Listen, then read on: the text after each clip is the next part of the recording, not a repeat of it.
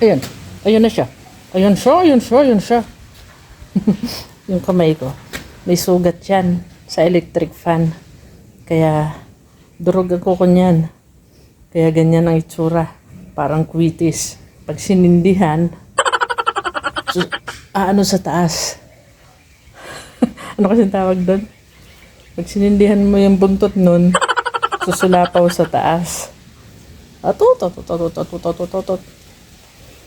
Ayan siya. Si Barak nawawala. Kanina pa. Inaaway niya to kanina eh. Loko-loko kasi yung Barak na yun. Asan na kaya yun? Kanina pa wala. Di pa kumakain ng tanghali. Anong oras na ngayon? Nahanap ko, tinatawag ko nga, hindi lumalapit. Nagagalit kasi siya. Inaaway niya to kanina. Gusto niya yatang ngat-ngatin. Sinasaway ko na sinasaway. Tapos ngayon, ayun, lumayas. Hindi ko alam kung nasaan.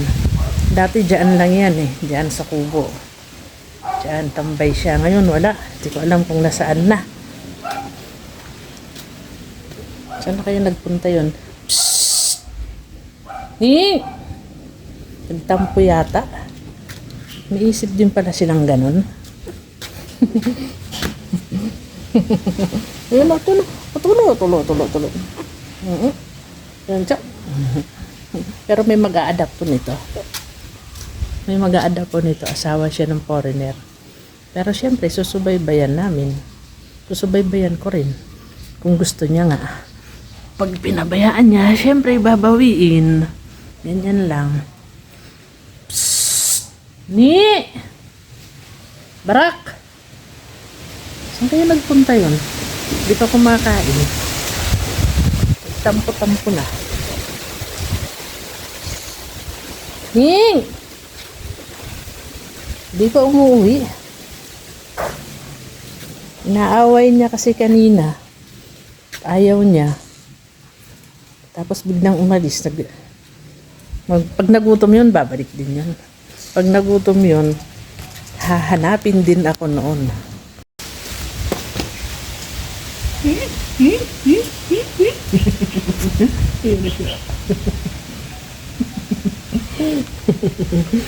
Laki-laki ng tiyan.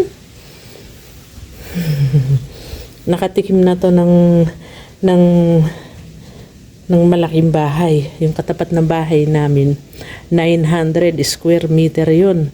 Mayaman, parang palasyo ang bahay.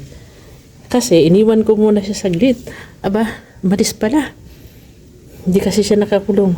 Tapos tumawid ng kalsada sa tapat ng bahay. Tapos mabuti yung may-ari doon, mabait. Hindi siya itinapon.